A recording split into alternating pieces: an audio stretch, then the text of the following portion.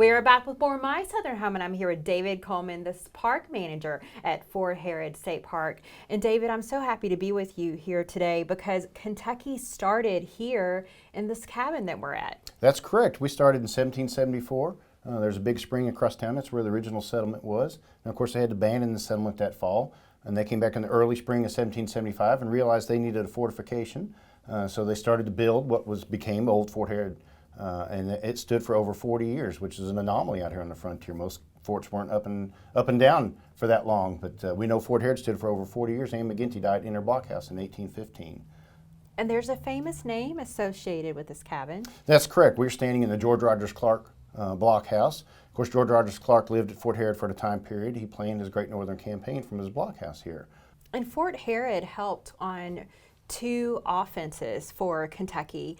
One of the common misconceptions, I think, and I had this misconception, is that it was built for the Revolutionary War, but it wasn't. That's correct. This predated the Revolutionary War. Fort Harrod, or Harrod's Fort as it was known to then, was built solely for the protection of the citizens that came out here. We were very exposed away from the civilization, and we knew that the Shawnee and the Cherokee, and there were at least 12 different other tribes that hunted the Kentucky at the time that were not quite so friendly to settlers in here claiming their land and building cabins and stuff, so they needed a fortification just in case things went awry, which of course it did in 1777. So this fort was built solely by the citizens that lived here for their own protection. And one of the neat things when you walk along the fort is to be able to be in a cabin like we're in and see how they lived in the late 1700s and the 1800s. That's why we exist as a state park, is to have people come in and they get a good example of what it was like to live in the 1700s out here on the frontier.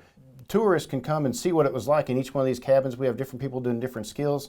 All these things that were going on in Fort Harrod at the time would be done today for the tourist public. And David, speaking of that, you know, one of the things that's important for people to know is Kentucky did start here, and you're gearing up for a pretty spectacular celebration. That's right. In just 2 years, in 2024, we'll be starting our celebration of the 250th founding of Harrodstown. Of course, we do a Founders Day celebration every summer on June 16th, but this is going to be almost all year long. That specific weekend, June 16th, happens to fall on Father's Day, Sunday afternoon, that year. So it's going to be a big celebration that whole weekend. And Kentucky Starts Here is not just a tagline, it's the fact that Kentucky started right here in Harrodstown in 1774.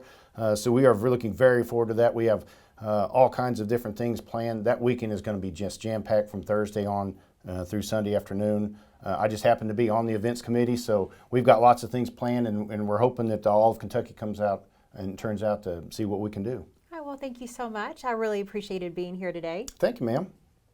We'll be back with more of My Southern Home in just a moment.